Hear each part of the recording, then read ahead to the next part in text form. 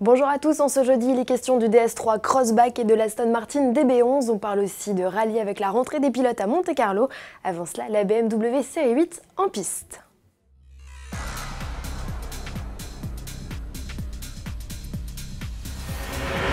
Ça se précise, pour la série 8, le retour du coupé haut de gamme au catalogue est prévu pour le mois de septembre. Cela faisait 20 ans qu'il avait disparu. Preuve de l'avancée du travail des ingénieurs BMW, une vidéo d'un prototype proche de la série vient d'être publiée. Jusqu'ici, on ne connaissait la série 8 qu'au travers les lignes d'un élégant concept. C'est à Aprilia, à 40 km au sud de Rome, que des essais dynamiques intensifs sont réalisés. Comportement, freinage et confort sont analysés minutieusement en vue de la proche commercialisation du modèle et de sa déclinaison sportive, la M8. BMW rappelle d'ailleurs que les modèles de production sont développés en étroite collaboration avec le département compétition en charge lui de la M8 GTE. Attendue aux 24 heures de Daytona fin janvier, on la recroisera en juin aux 24 heures du Mans.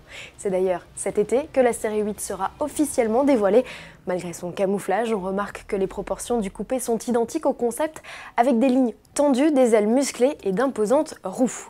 Et toujours dans la série prototype proche de la production, Thierry Métros, directeur du design DS, en montre un peu plus sur un futur modèle au catalogue. Après avoir publié un bout de capot rouge sur son compte Instagram, il dévoile aujourd'hui la photo de 2 zèbres à la campagne, s'amuse-t-il. Il pourrait s'agir des premiers prototypes de DS3 Crossback et SUV citadin dont le lancement est prévu pour février 2019. En bref, coup dur pour Aston Martin, la firme de Gaydon est contrainte de rappeler toutes ses DB11, 3783 exemplaires produits depuis 2015, sont concernés par un problème de colonne de direction en cause des composants défectueux dans la pièce fournie par Daimler. Il pourrait entraîner le déclenchement intempestif des airbags. Ce n'est pas la première fois que Daimler rencontre cette avarie. Elle avait déjà impacté plus d'1 million de Mercedes en juillet 2017.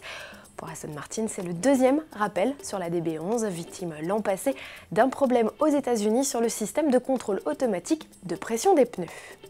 Le WRC fait sa rentrée, les concurrents engagés en championnat du monde sont tous à Monte-Carlo pour le premier rallye de la saison. Sébastien Ogier et Julien Ingrassia, vainqueurs des 4 dernières éditions, s'adjugeront-ils une 5e victoire grâce à leur Fiesta? Si un succès au Monte-Carlo est un bon indicateur de performance, cette manche va surtout permettre aux concurrents de s'évaluer par rapport à la concurrence. Verdict donc du rallye de Monte-Carlo dimanche 28 janvier, une journée où l'on verra débouler Carlos Sainz Junior. Le fils d'El Matador roule sur les traces de son père. Il ouvrira la dernière spéciale du rallye à bord d'une Mégane RS. À demain.